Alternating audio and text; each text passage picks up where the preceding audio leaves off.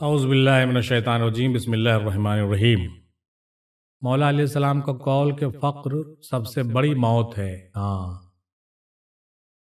فقر سب سے بڑی موت ہے، اس لیے کہا گیا ہے کہ جو کوئی فقیری اختیار کرے گا وہ موت سے پہلے مر جاتا ہے، اس کی تمام خواہشاتیں جو ہے نکل جاتی ہیں، خواہشات سے وہ باہر ہو جاتا ہے، اسی لیے اس کو سب سے بڑی موت کہا گیا ہے۔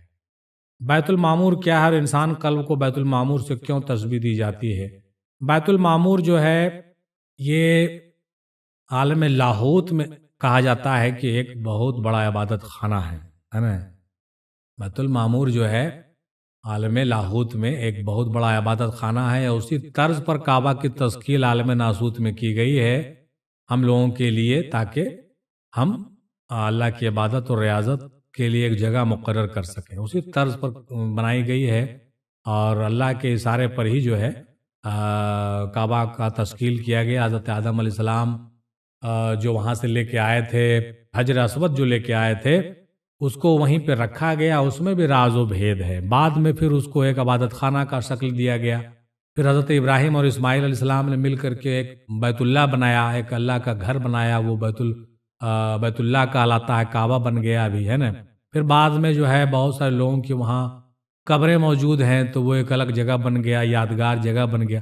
لیکن جہاں پر بیت اللہ ہے یعنی کعبہ شریف ہے، وہ کہا جاتا ہے کہ پورے دنیا کا سینٹر ہے نا، پورے پرتھوی کا وہ سینٹر ہے۔ اگر وہ اس جگہ پہ قائم نہیں ہوتا تو شاید جو ہے پوری دنیا کا نظام صحیح طریقے سے نہیں چلتا۔ یہ اب لوگ بتا رہے ہیں، اب یہ باتیں جو ہے میڈیا پر بھی آتی ہیں، سائنٹسٹ لوگ بھی مان رہے ہیں۔ تو کہنے کا مطلب یہ ہوا یہ تو بیت اللہ ہو گیا، لیکن اس عالم کے اوپر جو عالم ناسوت سے اوپر جو عالم لاہوت ہے، یعنی جہاں پہ فرشتے لوگوں کا جم گھٹا ہوتا ہے اور ہماری روحیں مرنے کے بعد اس عالم میں جاتی ہیں، تو کہا جاتا ہے کہ وہاں پر فرشتوں کی عبادت گاہ ہے، اس کو ہم بیت المعمور کہتے ہیں ہے نا۔ وہاں پر جو فرشتوں کی عبادت گاہ کہلاتی ہے اس کو بیت المعمور کہتے ہیں۔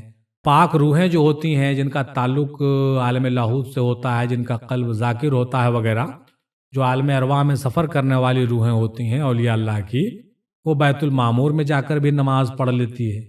تو یہ امید ہے آپ کو سمجھ میں آ گیا ہوگا کہ یہ بیت المعمور جو ہے ایک عبادت گاہ ہے عالم ارواح کا۔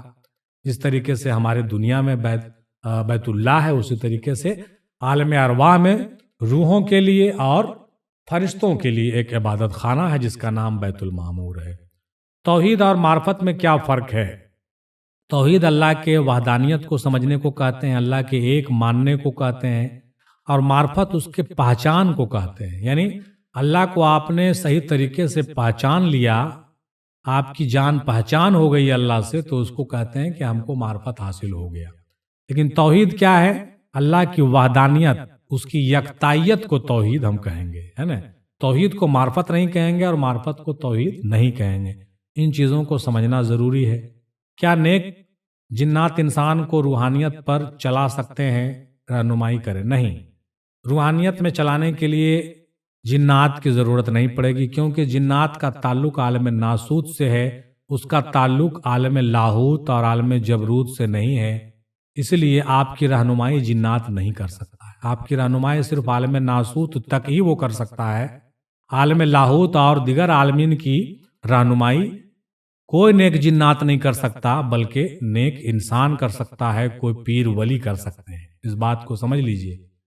اگر 6 دن اور 6 راتوں میں بنائی گئی ہے کائنات، تو پھر کن سے کیا مراد ہے؟ اہل عشق بتائیں۔ دیکھیے، کوئی ضروری نہیں ہے کہ کن کہنے سے ترت کوئی چیز ہو جاتا ہو، ہر چیز کا ایک پروسیجر ہوتا ہے۔ کن کہنے میں اور فیکون ہونے میں ایسا تھوڑی ہے کہ ترت کوئی چیز ہو جاتی ہے۔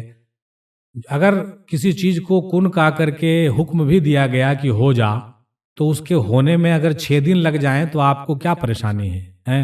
ہونے میں اگر 6 دن لگ جاتے ہیں یا 6 گھنٹے لگ جاتے ہیں، تو اس میں آپ کچھ نہیں کر سکتے۔ آپ کو کیا سمجھنا ہے؟ اس میں آپ کو سمجھنا کیا ہے؟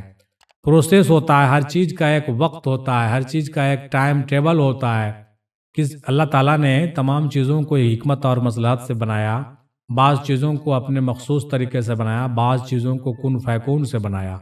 اور ان 6 چیزوں سے کیا مراد ہے، 6 دن سے کیا مراد ہے، اس پر ہم لوگوں نے پہلے بھی ڈسکشن کیا ہے، آپ ان ویڈیوز کو دیکھیے گا تو آپ کو 6 اور 7 کی حقیقت پتہ چلے گی۔ یہاں پر زیادہ کچھ کہنا ہمارے لیے مناسب نہیں ہے۔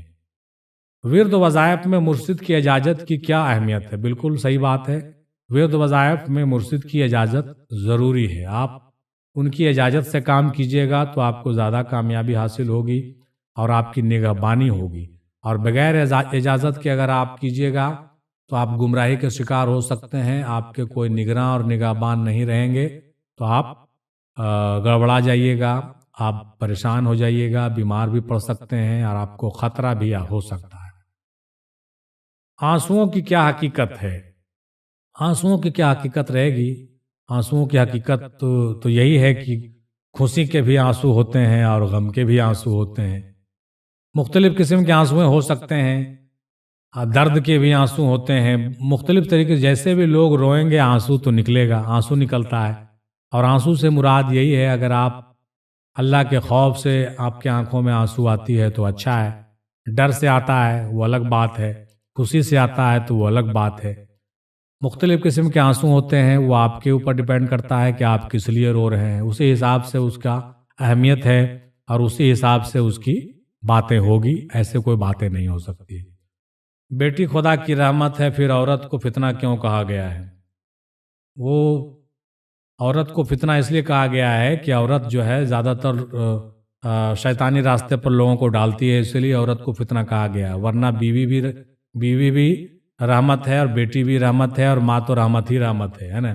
لیکن بہت سی مائیں ایسی ہیں جو زامت بھی ہوتی ہیں، بہت سی بیٹیاں زامت ہوتی ہیں، بہت سی بیویاں بھی زامت ہوتی ہیں، یہ اس کے کردار پر منحصر ہے۔ اسی لیے غلط کردار کے لوگوں کو زحمت کہا گیا ہے اور اچھے کردار کے لوگوں کو رحمت کہا گیا ہے۔ اس لیے عورت صرف فتنہ ہی نہیں ہے، بلکہ عورت جو ہے خدا کا راز بھی ہے، اور عورت جو ہے دنیا کا وجود زن سے ہے تصویر کائنات میں رنگ۔ بغیر عورت کے وجود کے دنیا کا کوئی رنگ نہیں ہے، بلکہ ہم یہ کہیں کہ آخرت کا بھی کوئی رنگ نہیں ہے۔ آخرت میں بھی جنت میں بھی عورتوں کا اہتمام ہے، آپ یہ کیسے بھول سکتے ہیں؟ اس لیے خدا نے اللہ نے جو ہے عورت کے تمام روپ کو عزت بخشی ہے۔